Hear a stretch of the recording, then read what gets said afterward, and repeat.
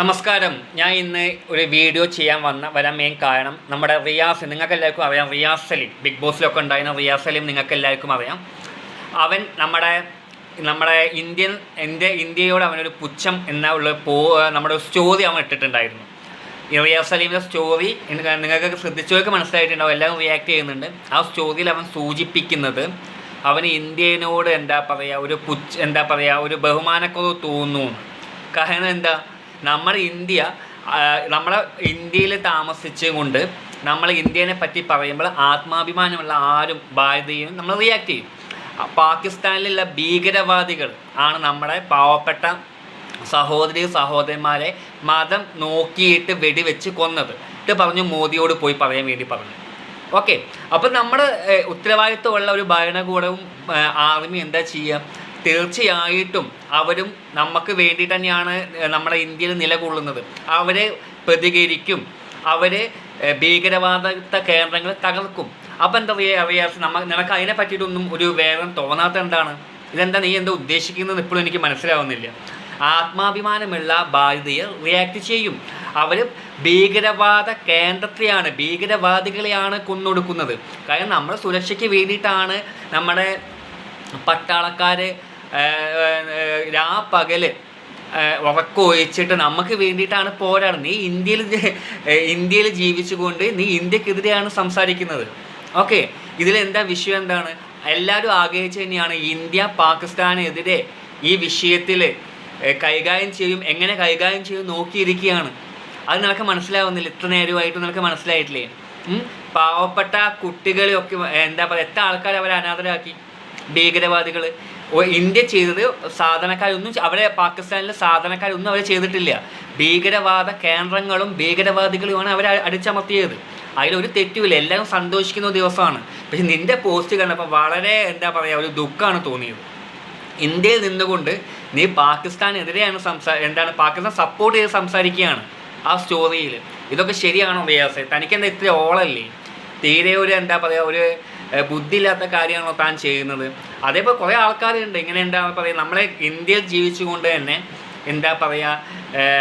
ഇങ്ങനെ ഇന്ത്യ ചെയ്ത് ശരിയല്ല എന്ന രീതിയിൽ കുറച്ച് ആൾക്കാർ സംസാരിച്ച് തുടങ്ങുന്നുണ്ട്. അത് ഫേസ്ബുക്കിലാണെങ്കിലും ശരി, ഇൻസ്റ്റാഗ്രാമിലാണെങ്കിലും ശരി, ഇവരെതിരെയൊക്കെ ശക്തമായ നിയമ നടപടികൾ എടുക്കും. റിയാസെ, നീ നോക്കി വെച്ചോ, നിൻ്റെ ഇൻസ്റ്റാഗ്രാം പേജ് അതെന്തായാലും നമ്മുടെ IT സൈബർ ഭാരതത്തിലുള്ള IT വകുപ്പും അതുപോലെ തന്നെ IT സെല്ലും ഒക്കെ നിൻ്റെ കാര്യത്തിൽ തീരുമാനം എടുത്തുകൊള്ളും. നീ ചെയ്തത് ഭയങ്കര നിനക്ക് തീരെ വിവരമില്ലാത്ത വർത്തമാനവും കാര്യങ്ങളാണ് നീ ചോദ്യമായിട്ട് പോസ്റ്റ് ചെയ്തത്. അതൊക്കെ വളരെ മോശമുള്ള കാര്യമാണ്. ഓക്കെ, ഇവിടെ ശക്തമായൊരു ഇന്ത്യക്ക് ഭരണകൂടമുണ്ട്, ആർമിയൊക്കെ ഉണ്ട്. അത് നിൻ്റെ കാര്യത്തിൽ അവരെന്തായാലും തീരുമാനം എന്തായാലും നിനക്ക് അത് നേരിടേണ്ടി വരും മോനെ. നീ ഒളിച്ചു പോയിട്ട് കാര്യമില്ലേ? എല്ലാവരുടെ അടുത്തും നീട്ട ചോദ്യം കാര്യങ്ങളും ഉണ്ട്, അത് നീ മനസ്സിലാക്കുക. ഓക്കെ, ഇന്ത്യ നിന്നുകൊണ്ട് ഇന്ത്യയിലെ കുറിച്ചിട്ട് താത്തി പറഞ്ഞ് ശരിയല്ല. നമ്മൾ എന്ത് ചെയ്യണം? ഇന്ത്യക്ക് വേണ്ടി സംസാരിക്കുകയാണ് ചെയ്യേണ്ടത്. അല്ലാതെ പാകിസ്ഥാന് അവർക്ക് ഇന്ത്യ ചെയ്തതിലെ ഒരു മോശത്തരം എന്ന രീതിയിലാണ് നിൻ്റെ ആ പോസ്റ്റ് പോയത്.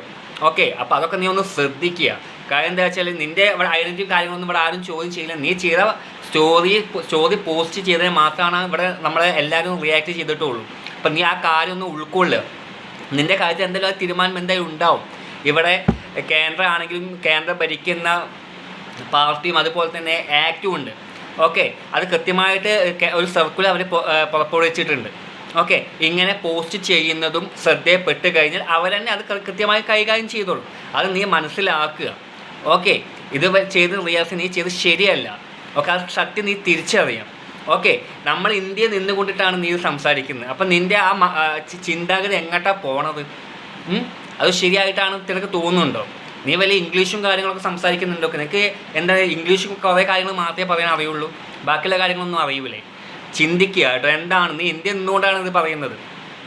പകല് നമ്മുടെ ഇന്ത്യൻ സൈന്യം നമുക്ക് വേണ്ടിയിട്ടാണ് കഷ്ടപ്പെടുന്നത്.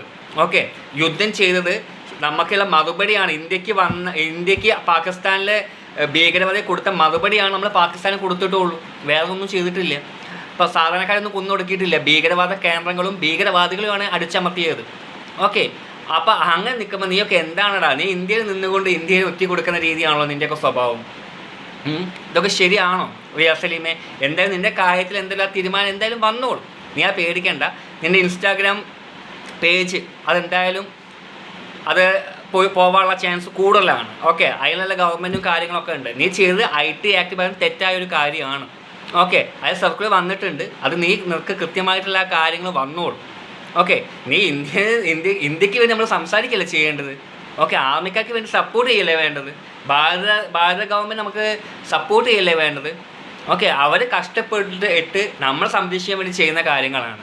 ഓക്കെ, അപ്പോൾ ഒരു പോസ്റ്റൊക്കെ ചെയ്യുമ്പോൾ മുമ്പ് ശ്രദ്ധിക്കും. ഓക്കെ, ഇങ്ങനെ നമുക്ക് മനോവിഷമം ഉണ്ടാക്കേണ്ട ആവശ്യമൊന്നും ഇപ്പോൾ അതിലെ കാര്യത്തിലില്ല.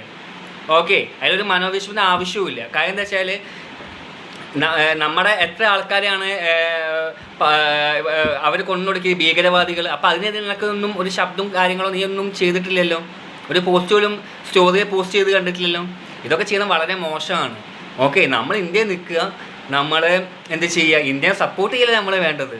ഓക്കെ, നമ്മൾ ഈ രാജ്യത്ത് ജീവിച്ചുകൊണ്ട് നമുക്ക് വെള്ളവും വെളിച്ചും ഭക്ഷണമൊക്കെ കഴിച്ച് നമ്മൾ ഈ ഇന്ത്യ താമസിച്ചുകൊണ്ട് നമ്മളെ തന്നെയാണ് സപ്പോർട്ട് ചെയ്യുന്നത്, നമ്മുടെ ഭാരതത്തെയാണ് നമ്മൾ സപ്പോർട്ട് ചെയ്യേണ്ടത്.